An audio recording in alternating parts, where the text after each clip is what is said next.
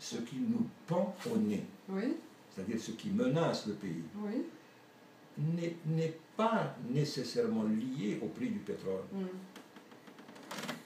Je m'explique. À partir du moment où nous ne créons pas de richesse, il va arriver fatalement un jour où nous sombrerons dans les difficultés. Regardez nos voisins européens. Bon. Dieu sait s'ils créent de la richesse. Ils en créent toutes les minutes. Mais monsieur, Et ils ont des difficultés à joindre les deux bouts. Donc, notre pays, avant toute considération sur le prix du pétrole, notre pays va à la catastrophe du fait même qu'il n'a pas eu, ou qu'il a été incapable de mettre en place une politique économique qui permette aux Algériens, pris individuellement ou collectivement, de créer quotidiennement de la richesse. Vous parlez de l'opposition. Il n'y a pas d'opposition en Algérie. D'accord. Il ne peut pas y avoir d'opposition dans un pays où l'opposition est interdite. Parce qu'une opposition, ce n'est pas simplement s'exprimer et dire des choses différentes de l'autre. C'est un statut, c'est des attributions, c'est la possibilité d'aller... C'est ça l'opposition. Or, le gouvernement ou le pouvoir politique rejette toute idée d'opposition. Il n'accepte de parti que ceux qui lui sont soumis. Et le meilleur exemple, c'est le Front démocratique. Est-ce que c'est raisonnable de dire en Algérie, l'armée n'a rien à voir avec le pouvoir politique? Elle est le pouvoir politique, mais pas toute l'armée. C'est une partie d'une partie de l'armée. Il faut que vous sachiez que ce n'est pas parce qu'on a un grade de général qu'on est dans la décision politique. C'est entièrement faux.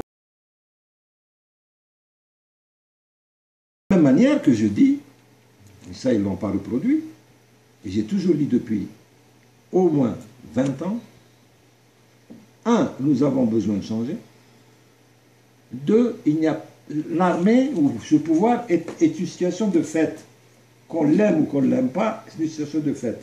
C'est-à-dire, on a besoin de changer, mais aucun changement n'est raisonnablement envisageable sans l'armée et encore moins contre l'armée. Moi, je vois le changement, graduellement, avec un rôle pour l'armée pour protéger les institutions. Mais ça ne sera plus l'armée qui décidera, ce ne sera plus l'armée du pouvoir politique. Mais ce rôle, quel qu'il soit, il est à inventer. Ce rôle, quel qu'il soit, il faut qu'il soit institutionnalisé. C'est-à-dire qu'il faut qu'il soit transparent, clairement inscrit. Un civil dans la politique peut toujours être tenté de profiter de sa position pour aller au-delà.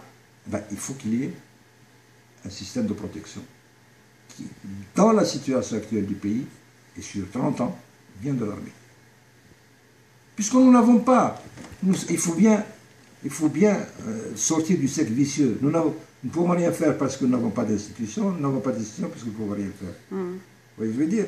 Il faut bien que dans tout processus qui va voir se développer des forces politiques, des forces syndicales, etc., dignes de ce nom, etc., qui ont en fin de compte des institutions comme la justice, etc., mais en attendant que toutes ces forces sociales et politiques arrivent à maturité, il faut bien une protection.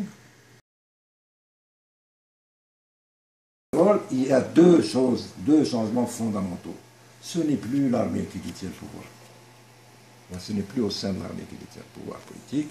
Ce sont les forces désignées par la Constitution. Deuxièmement, il y a une période, mais celle-là vraiment de transition, qui peut durer 20 ans, 30 ans, pendant laquelle se mettront en place tous les rouages d'un système institutionnel complet, mais qui n'est pas encore mûr, et c'est l'armée qui devra recevoir des attributions de protection de la sécurité des Algériens dans ce domaine-là.